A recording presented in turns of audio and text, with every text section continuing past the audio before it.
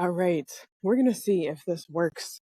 Hello, world. I am walking to the bus stop in Lisbon, but I felt so compelled to record this episode of the podcast that I didn't want to wait until everything was perfect. So I hope that it is clear. Please excuse the noise of the world around you, or around me. I guess around us, really, because I really felt like this message was important to get out. And actually, this is actually perfect because this is what it's like when you're trying to hear your intuition. Today, I'm talking about hearing your intuition in this big, loud, noisy world around you. I have been noticing that for these past 10 days or so, that I am hearing my intuition and I'm not recognizing that I'm hearing my intuition. What does that even mean? It means that, when you go into a store and they have ambient music in the background, you hear the background music, but you don't really hear the music. And then maybe you walk out of the store and you go, oh, why is this song stuck in my head? You realize, oh, it was playing in the background while I was shopping at this store. Or maybe suddenly you tune into it because there's a couple notes that you recognize. You're like, oh, I didn't even know that this was playing. That's how I feel like my intuition has been showing up for me this past 10 days to 2 weeks, but it has been consistent and constant. And I have not recognized what it was until later. There's been a couple of examples. The other day, I was headed to the studio and something just told me that the person I was supposed to meet wasn't going to show up. I didn't have any indication or any reason to believe that they weren't going to show up, but they just didn't. I just had that feeling that they just weren't going to show up. And then 2 minutes before class was supposed to start, they messaged me and said, hey, couldn't get in my Uber. I don't know what happened. I'll come back next week. I'm like, okay. And doesn't mean that I would have done anything differently than I ended up doing, but it just made me think like, oh yeah, there's some part of me that knew this and just kind of dismissed it. I was like, why would I even think that? Why would that even be a thing for me? But there it was. Also, the other day, I was thinking about a friend of mine because she was headed back home to be with her family. And she just kept popping up in my mind. And I kept thinking, oh, I need to message her, just check in and see how she's doing. And what ended up happening was that she messaged me a couple days later, and it turns out that her mom had passed away. And we were expecting it to happen, but there was something about that nudge, that quiet message playing in the background that I heard, but I didn't pay attention to enough to do anything about it. And I don't even know what I necessarily would have or should have or could have done, but it would have been nice for me to recognize that that's actually what I was hearing. And so what do, right? What are you supposed to do with this information when you know that your intuition is talking to you, or when you know that you're missing the voice of your intuition? Now, part of you might be thinking, why does it really matter if I hear my intuition or not? Or, Asha, what did you miss? Because life went on anyway. And I was kind of thinking that because I don't know that there's anything different that I would have done. But what I realized when I was missing my intuition is that part of it felt like I was missing myself. Like I was missing these signs, this information that was free and available to me, but I just did not perceive it. Or that's not true. I just didn't realize what it was. I just didn't pay attention. And I think once you've had the experience of receiving messages, it's easy to get upset when you realize that you've missed the messages again later. And so I had to just tell myself, like, okay, Asha, this is good information. You're actually connected all the time. These things are playing in the background. But how are you going to tune your radio or focus your attention so that you're always open to what is being given to you? There's another example of I had some issues at the studio The fiscal police have been coming to the studio, checking to make sure that I have the right tax codes. Who even knew that there was fiscal police in this world? But apparently there are, and they're here in Portugal. And everybody is afraid of the police because they can shut you down and, fine you and do all these things for the business. And I'm not really afraid because I feel like I've done everything that I'm supposed to, and that if I haven't, everything is fixable. But then I had the idea, I should just go to the police and talk to them. Say, hey, this is what I've done and this is what I know. Is there anything that I'm missing so I can be in compliance? And that is totally countercultural to what everybody else has been telling me. Everybody else is afraid. Close the doors. Don't make too much noise. If you hear that they're a couple streets away, send everybody home. And that is just also not a way that I want to operate, because the work that I'm doing in life in general, but also here in Lisbon, should be done in the light, not in the dark. And so I refuse to hide or to cower or to be scared because I don't know all of the things that I need to know. So it just dropped in. I should go and find them and talk to them and resolve it, create a relationship, help them to understand that you're not trying to be disrespectful or trying to hide anything, but that you really actually want to get this right.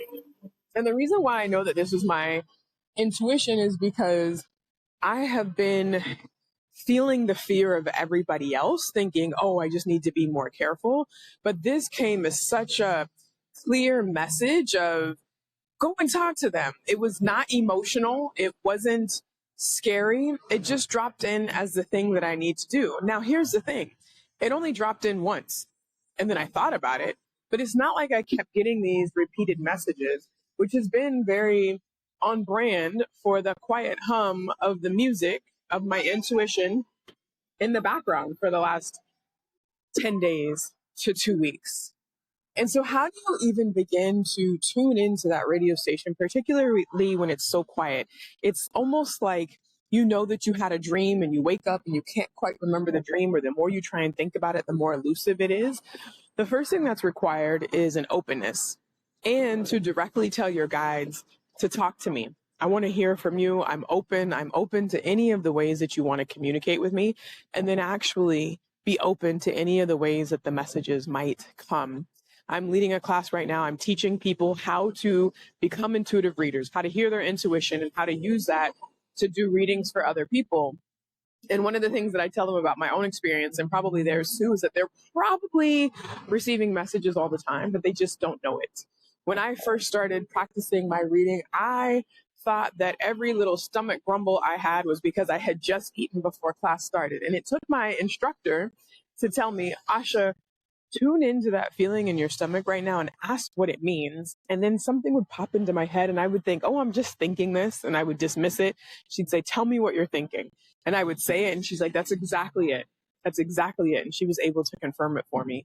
And so then I began to practice trusting my intuition, trusting that little thing, that little niggle in your ear, in your brain that doesn't quite make sense. It's not always going to make logical sense. You're not always going to know where it came from. Half the time, you're probably going to wonder if you're making it up or if it really is from something else. Listen to it, trust it, test it, see if it's accurate. The next thing you're going to have to do is you're going to have to quiet some of the noise.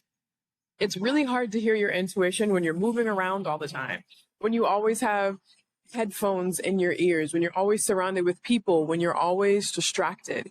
Sometimes you need that quiet space, and it may not need to be more than 2 minutes in the shower, as you're walking from your house to your car, or as you're moving from one building to the next, to just take a deep breath and to center yourself, to tune in to what is it that you hear around you. That little act, it's small, but that can make a big difference. It doesn't have to be in a 30-minute meditation. It doesn't have to be, a 3-day silent retreat. It can be in those small moments. And that's probably actually where you're missing the background noise. And the last thing that you need to do is just to trust it and to test it. Again, you're not going to understand exactly what it is. It's not always going to make sense. I've been getting the message that I need to hire a virtual assistant, someone who can work with me online, even though I have this physical location in Portugal. And I've been resisting it because it doesn't make sense for me to hire an admin online when I have somebody that I can work with in the studio. But it keeps coming up. It keeps coming up. The other day, I finally realized, oh, I need someone who can move fast, whose only responsibility it is to work online, who already knows the email systems, the electronic systems that I use, and who can move as fast as my brain moves. And the people who I'm working with here in Lisbon also have other responsibilities. And so I have to work with their schedule and they have to work with mine. I did not understand that until last week.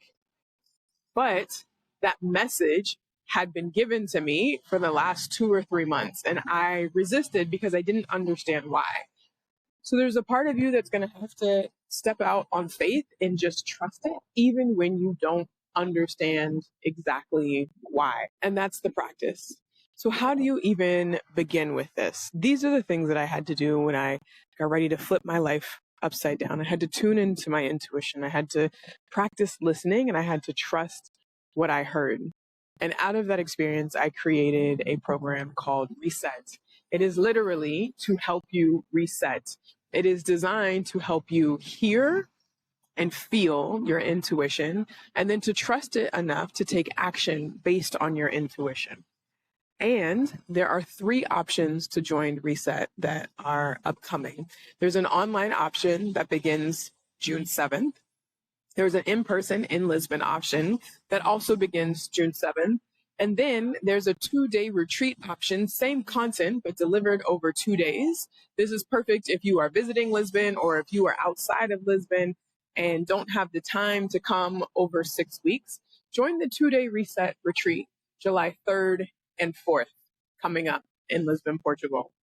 And here's what we do. This program is designed for the high-achieving professional woman who's used to overfunctioning, who's used to figuring everything out, and you've been pleasing everybody else so long, listening to conventional advice for so long, doing what you are supposed to be doing for so long that you don't even know how to hear your own voice anymore.